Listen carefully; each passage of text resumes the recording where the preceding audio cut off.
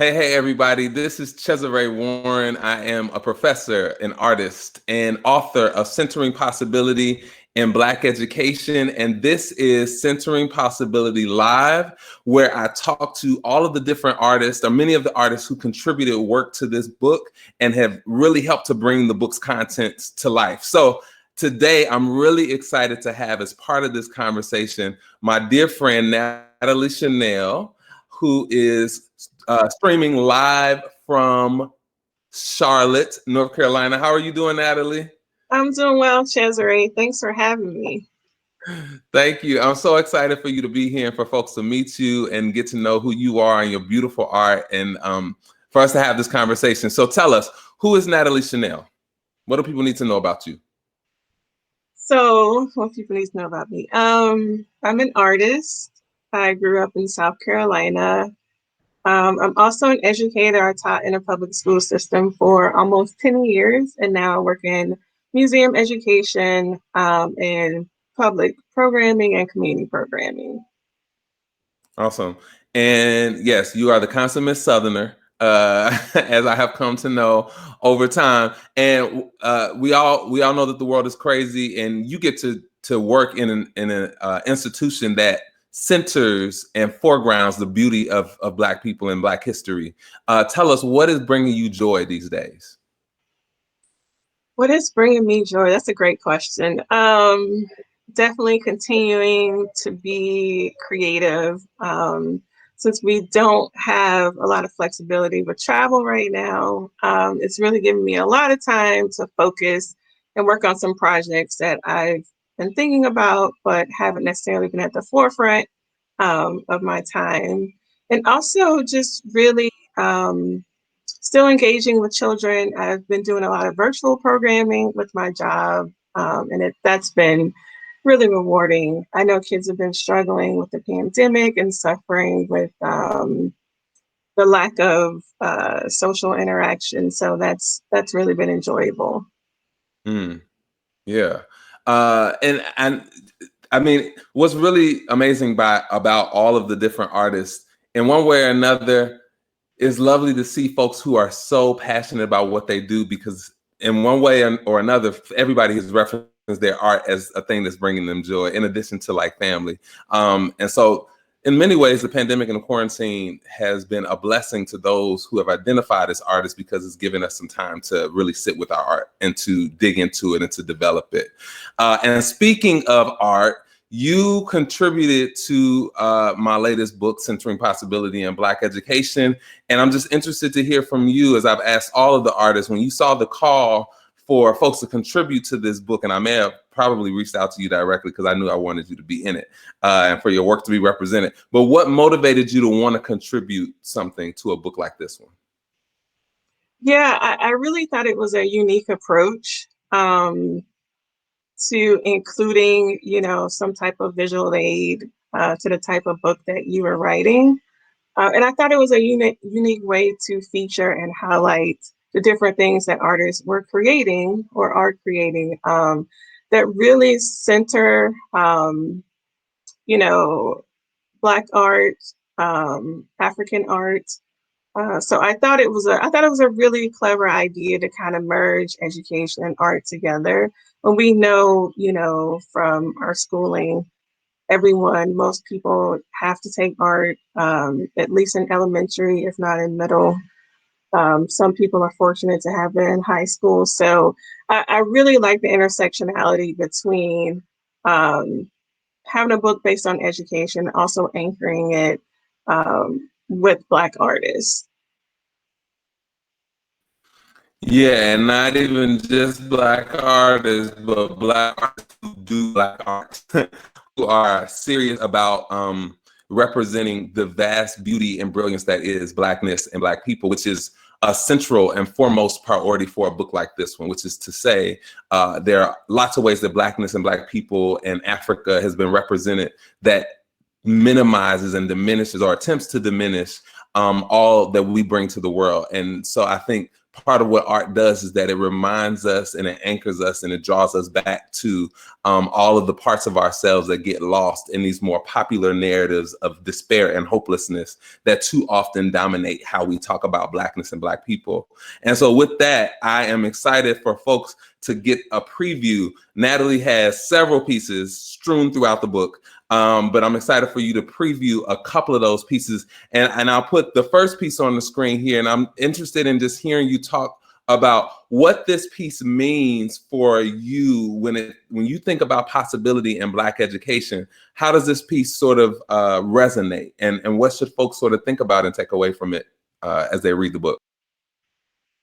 Yeah, so with this piece, Afro Woman, it's created with resin and alcohol inks. And what I love about working with resin and alcohol inks is you just never know how it's going to turn out. No two are the same. You work upside down, and once you demold it, it kind of, whatever happened, in that 24-hour curing process with the resin is kind of how it turns out. And I like the idea of the unknown. So when I used to study African American quilts, and I love improvisational quilts specifically because, our ancestors used different pieces of fabric, discarded clothing, and they didn't use a quilting pattern. But somehow it always ended up being the exact size to fit a bed. So I love this notion of kind of improvisational, things just kind of working out in the end. And so for the Afro Woman, I just felt like she spoke to me in a number of ways. One, which when we talk about Black hair, right? We are the only people who needed a law to be passed for us to wear our hair as it grows out of our head. So when you think about this notion of Black hair, it's one of these things that we have to protect, from other cultures and, being on display with people. Maybe we have to straighten it depending on what job we have or our profession. So I thought it was important for her not only to be titled Afro Woman, but for this woman to have a profile and to see her kinky, curly hair. And I also like that it's a profile image. We know who she is, but she could be a number of people. So I feel like with this piece, a lot of people can self-identify and see themselves in this piece. I love that. And this piece comes in a chapter on thriving in the book and appreciating and attending to Black people's well-being as we show up in the world. And you sort of alluded to that when you said the way appreciating how our hair grows out of our head. And it's sort of a shame that we live in a country where we need legislation to protect something that is innate and inherent to our humanity as Black people. So this next piece comes in a chapter on resistance and what it means for Black people to stand up and oppose social forces that insist upon our death and dying, our degradation. Can you tell us a little bit about this piece and sort of the connections you make to possibility? Yes. So these two pieces, they are individual pieces, but they work as a pair, right? So on the left image, you have the word freedom. It is in a blood red color. And then on the right, you have vote. So if you kind of combine the two words, it's freedom to vote. And so I thought it was really important to really make these pieces. It was during a time when, we were having a lot of issues and battles within our country, with voting, with legislation, with voter suppression. And so the image on the left, it's actually a couple sitting on a porch on a house, in the rural South somewhere. And of course, that resonated with me because I am from South Carolina. Sitting on the porch is one of my favorite pastimes. Um, and so for the piece on the left, it's a mixed media piece. There's a lot of, historic imagery. The image on the far, right, right of the piece is a child sitting in a tub of cotton in the middle of a cotton field that's dated 1898. Um, and so when we think about being able to vote and the people who, made this possible for us, it's not that far. It didn't happen that long ago, and I think we think of the notion of people advocating and fighting the vote being something that happened, hundreds and hundreds of years ago. It was just yesterday, basically. And so the weaving on the right with the word vote, it also is another mixed media piece, and it has a key hanging off on the right side. Because it symbolizes a lot, and something being withheld from us, right? We all know that we had to fight and struggle to be able to vote in this country. Men were able to vote, before women. So that's another topic when you talk about the women's suffrage movement.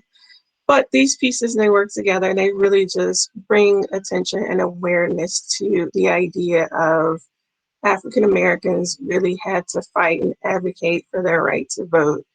And also, I like to tie this into Ernest C. Withers, who's a photographer who documented a lot of the civil rights movement in Memphis, Tennessee during the 60s. And he has an image entitled Tent City, where it is a family. It's a Black couple, and they have three small children, and they're literally photographed in front of a tent. And the husband registered to vote. He was living on the land of white sharecroppers, and they, evicted him from their house. So there's a lot of those stories out there for people. But I also, this is contemporary work because I don't want people to lose sight of the struggle with Black people voting, basically. And we're seeing it again in Georgia. Now there's a law that was passed that it's illegal to even offer people water, in line. So, and also when I made these pieces, I was, my voter suppression story is very minor compared to other people's. But, once you experience something like that and you know that, you have a legal right to vote, it just forces me as a creative, to put my voice into my artwork and make a couple of pieces that pertain to social activism. Yeah. Wow. I feel like there's so much that could be said, and I love the intricacy. I mean, you were very intentional about every part and aspect of these pieces that I think everyone can look at this and then read it in the context of the book and take something different away from it. So thank you for this. Thank you for your art, and for the effort and time that you put into raising our consciousness with it. And that said, you we just saw two pieces, but you're also wearing your art. I think people should know that you make a range of things. You want to talk just a little bit quickly about like the pieces that you're wearing that you created? Sure, yes. So, I love resin. And it originally started with earrings. I like really big, bold statement earrings. And depending on the material, they can be really, really heavy. So when I was experimenting with resin, I thought, hey, resin earrings, resin is very lightweight. So that's kind of how this came about. And this opposite thing is driving me crazy. And so these guys say Afro.